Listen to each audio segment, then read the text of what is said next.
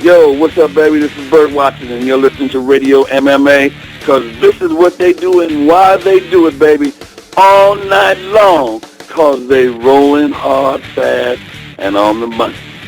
Okay, guys, welcome back to the show, and let's bring in the UFC co-founder, Davie. How's it going, man? Well, it's a pleasure. It's really exciting to be here with you this afternoon.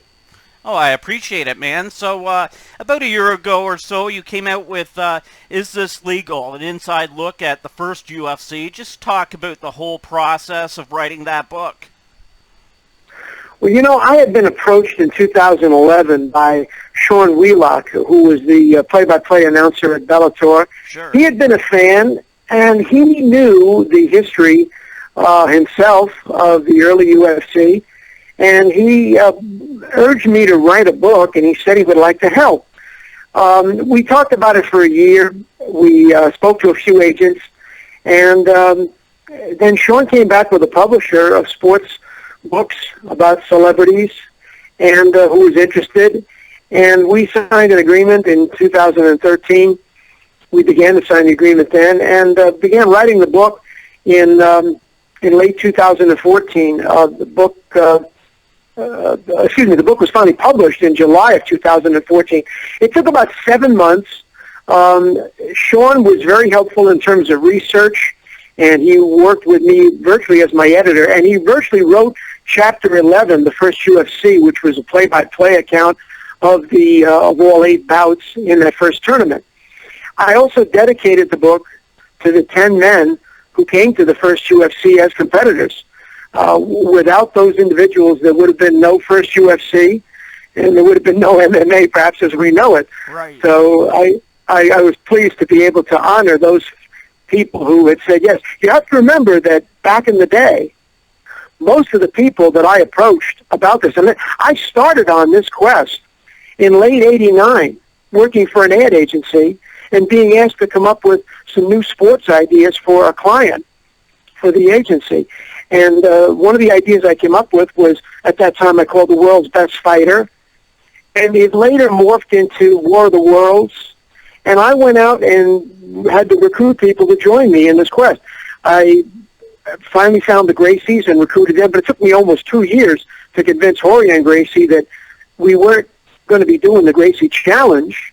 We were going to be doing a tournament that would be on pay-per-view. I had paid attention and done my homework and knew that any time you brought two martial artists together of different styles to compete, a lot of times those deals didn't work because they argued about the rules and they argued about the money. Sure. So I thought that a tournament, right, was the best way to go, and it needed to be on pay-per-view. It wasn't going to be a video that you could get at your brick-and-mortar video store.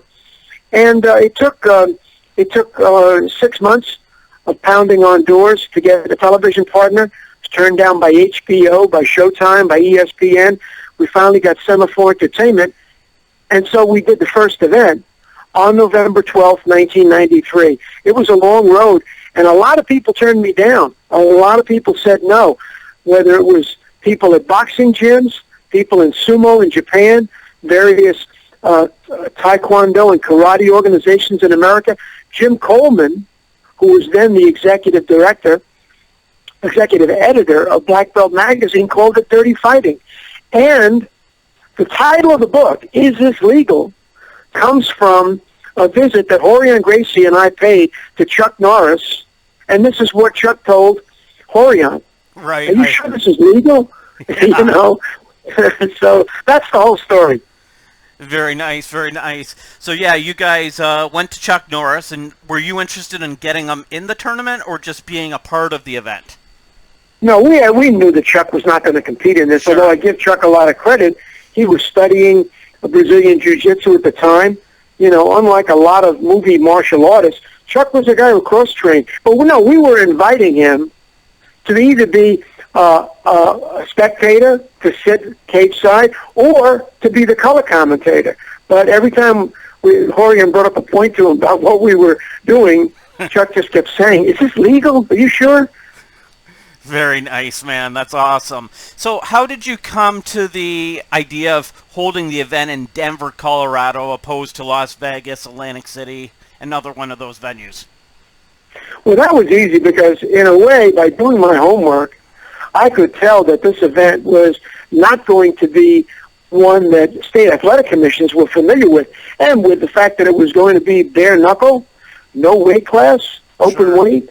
We knew that, this was not coming to Las Vegas, Nevada, or to Atlantic City, New Jersey. But I Sure. did my homework and found out that that for all intents and purposes, there was a loophole in the law in Colorado, and we would be able to do this within the state of Colorado. They had grandfathered in bare-knuckle boxing going back to the days of the Manasseh Mall or Jack Dempsey in the 1920s. Nice. And so I found that we could do it there. Interestingly enough, Colorado was also at that time one of the 3 states that had approved of the LLC corporate form. They were using it at that time for gas and oil drilling companies to protect their investors should a well blow up.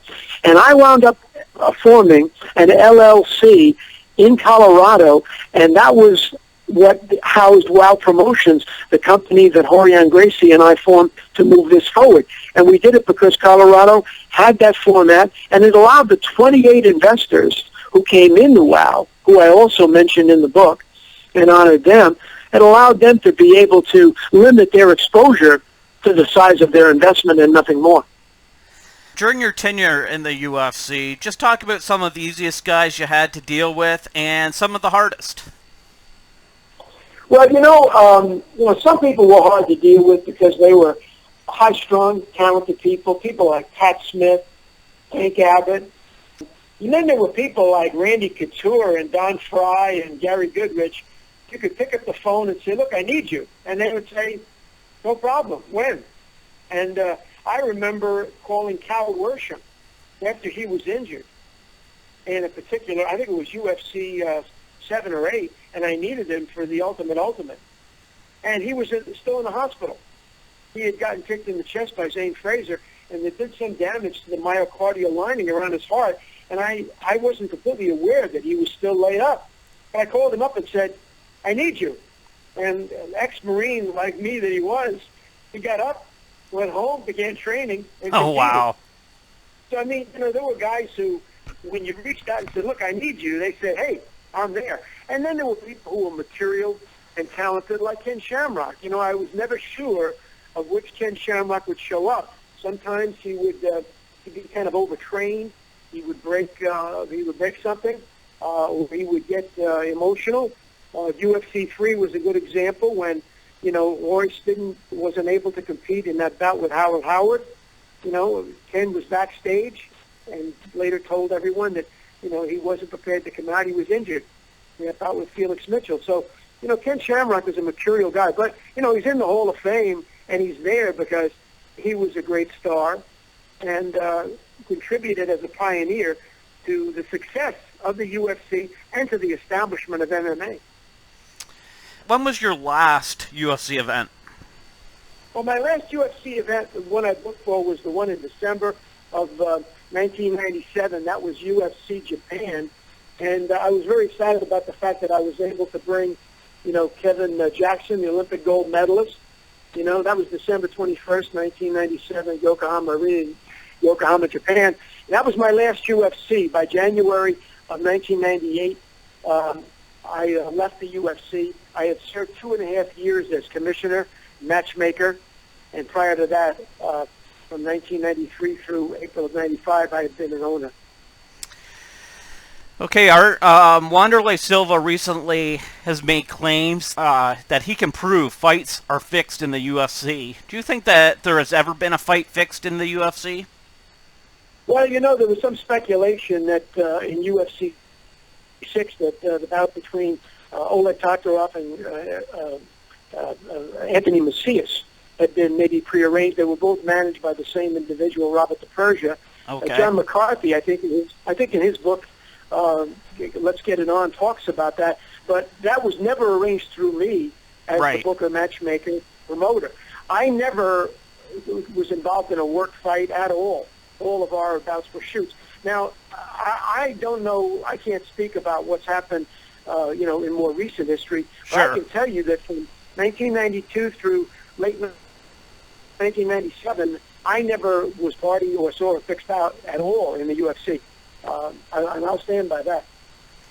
Okay, nowadays there's pretty much a UFC event every weekend. I think as we speak there's actually a UFC event in Chicago going on. Do you think that's good for the sport? Well, I think that the success of the UFC has been good for the sport. The fact that they're doing more than 45 events a year testifies to the appeal and the lure and the attraction and the power that this brand has. The fact of the matter is, if Zuffa had not invested in the UFC and put the capital into it that they did from 2001 through 2006, well, you and I wouldn't be having this conversation today. The fact that there's MMA all the way from Norway to Thailand right, is a tribute to the fact that the UFC has become the Microsoft within this universe. There's no doubt about it. And, like the Microsoft, they're going to attract a lot of, attention. Not everybody's going to agree with everything they do.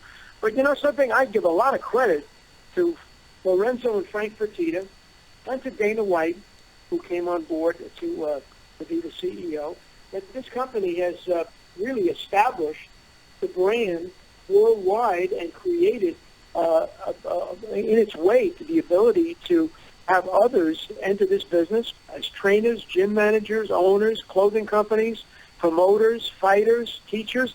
It's extraordinary. This thing exploded, and it did because the UFC created that kind of a footprint. Recently, Dana took to Twitter and lashed out on a lot of UFC fans this past weekend and actually made the USA Today. A lot of other news sites picked it up. Is somebody like that, do you think there's going to be a time in the near future where we see a new UFC president?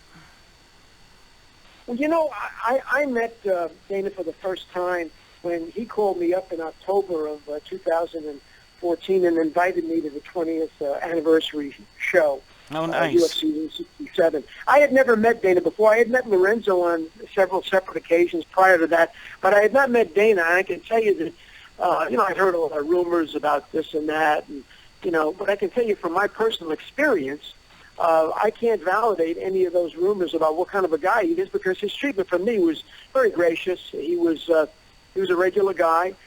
He was a pleasure to get to know. And I personally don't have any experience with Dana, which would indicate that he's not a great guy. Sure. On the other hand, he's the CEO of a big, powerful company. I give him a lot of credit for being charismatic and colorful, in the vein of Vince McMahon over at the WWE. Right. And, that's going to attract both, haters and fans. And I think that, to answer your question, will there be some replacement at some point in the future? That's impossible to say. The companies, in some cases, go on with an existing CEO forever. Others change due to circumstances changing. Who knows what the UFC and MMA will be like in 5 years, or 10 years from now. I think it's only going to get bigger. I think, all things considered, that Dana has been a powerful, charismatic figure in which the hopes and dreams of the UFC attach themselves to as a symbolic leader. I have not, quite frankly, gotten in this last couple of days. I've been busy in Los Angeles on some business and have not seen the Twitter that you're referring to. You say it made USA Today, is that right? Yeah, they basically Cutman, Jacob Stitch Duran got fired because he came out against this Reebok sponsorship. Reebok deal. Yeah. Yes. So they basically fired him for his comments. Yeah, I was aware, and I know Jacob Duran. Stitch is a great guy. Yeah. Met him at a lot of shows and know his work. He is, not only is he a great cutman, one of the two legendary cutmen along with Leon Tabs, but he's a very popular guy, and I don't know anybody that doesn't really love Stitch. So, it was bound to be a controversial decision. The Reebok deal is an interesting one. When I was working with Piranha Productions on a concept called X-Arm, we were in conversation with Under Armour about putting the fighters in a uniform and so forth. And, one of the ideas there was that creating more of a uniform look would be more mainstream. Sure. So, there's validity there. There's also some criticism that it limits the individual fighter's ability to recruit and sell sponsorships. But, the UFC has brought the MMA concept into the mainstream. When that deal got announced in 2012 with Fox TV, that was an enormous acceptance in the mainstream of what, the MMA concept had been. And the MMA fans knew down deep that it had been a breakthrough, because look at all the years that it was banned or that it was ostracized, and that it took a long time to get 49 states and all 10 provinces in Canada to approve this. So I think that the Reebok deal is something that an NFL, type or size company can do or will do. And it's not going to make some of everyone happy, because, if there are any changes in anything, there's going to be people who are going to be comfortable with the change, and there's others who are going to say, I liked it the old way. Well, I think it was bound to be controversial. But I do know that Stitch Duran is a very popular guy, very well thought of in the business. And I haven't seen him since then. I'm looking forward to hooking up with him and sitting down and maybe having a beer and having him tell me what he thinks. Yeah, for sure, man. Okay, let's play the name game. I'll throw out a name, and you tell me first thing that comes to mind. Sure. Okay, Lorenzo Fertitta. Lorenzo Fertitta is a genius. He's a great businessman. One word, genius. Big John McCarthy. The straightest arrow in the business. Love this guy. If there's any guy that I wish I had with me in Vietnam, it would have been Big John McCarthy. Nice. Okay, next up is Dan the Beast Severin. One of the greatest guys that I ever worked with. Still love him. You could do business with Dan Severin with a handshake. And remember, early on, he had said yes to me when a lot of people said no. He was the first great wrestler I brought on board. Tank Abbott. Charismatic. The male Roseanne. Great Q score. The fans loved him. He was the first Kimbo Slice. Right. Okay, Ken Shamrock. Great champion, colorful individual, enormous ego, but he can back it up. Don Fry. Maybe the nicest guy I ever worked with in the UFC.